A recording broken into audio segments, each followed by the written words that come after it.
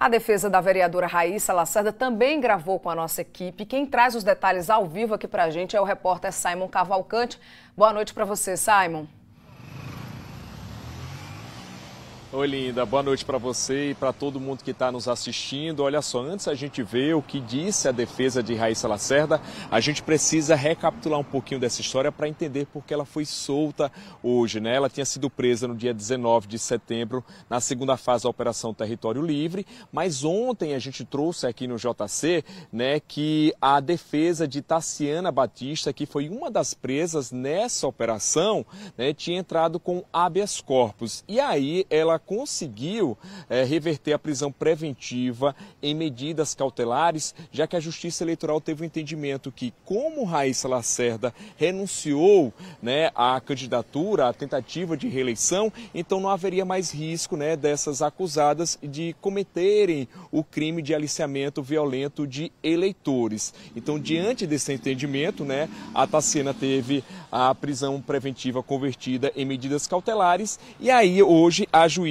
Maria de Fátima Ramalho, da 64ª Zona Eleitoral, trouxe também esse entendimento para Raíssa Lacerda, ou seja, o mesmo benefício de Taciana foi estendido também para Raíssa Lacerda e por isso ela foi solta. Aí a gente conversou com Aécio Farias, que é o advogado de defesa dela, e ele explicou quais são essas medidas cautelares que ela vai ter que seguir, que está seguindo já a partir de hoje.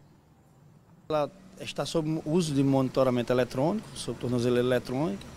Ela tem que se recolher diariamente às 20 horas. Ela não pode manter contato com outros acusados. Não pode se ausentar do município por mais de 8 dias sem autorização judicial. A defesa entende que é extremamente desnecessário e desarrazoável isso. Mas vamos respeitar e pleitear ao judiciário que tire essas cautelares para que ela possa viver sua vida na plenitude. Ela se diz inocente e é inocente, e inclusive as provas estão chegando agora. Ontem, por volta das 13 horas, a Polícia Federal juntou um áudio, um relatório, pondo por terra as acusações que eram feitas inicialmente, de que ela teria ligações com pessoas, integrantes, moradores do bairro de São José, quando na verdade não tem. Bom, assim como Raíssa Lacerda, a Taciana Batista também deixou hoje o presídio Júlia Maranhão. E o mesmo aconteceu com as duas presas na terceira fase da Operação Território Livre. No caso, a primeira-dama de João Pessoa, Laura Emília Lucena, e a assessora dela, Tereza Cristina.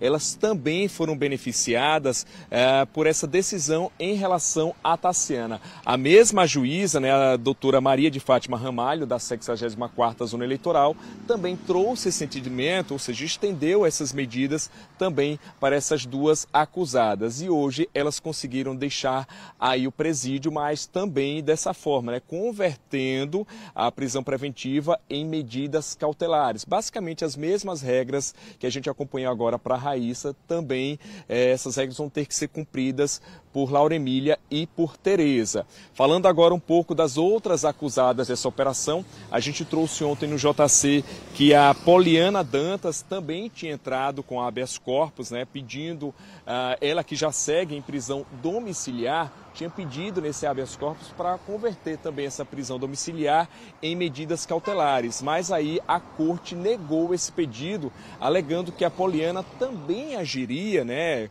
nessa questão do aliciamento de eleitores para outros candidatos, ou seja, então ela poderia, se fosse liberada, né, libertada, ela poderia continuar nessa prática criminosa. E aí, no caso, quem permanece também em prisão domiciliar é a Kaline Neres, ela que também teve a prisão, né, primeiro preventiva convertida em domiciliar. E aí eu conversei hoje com o advogado de defesa dela, o doutor Rafael Simões. Ele disse que já acionou a Justiça Eleitoral, né, o juiz Bruno Teixeira de Paiva, que foi o relator do caso de Taciana, para que ele também estenda essas medidas, essa mesma decisão para a Kaline. E essa decisão pode sair a qualquer momento, ou seja, a Kaline também pode ter a prisão domiciliar convertida em medidas cautelares.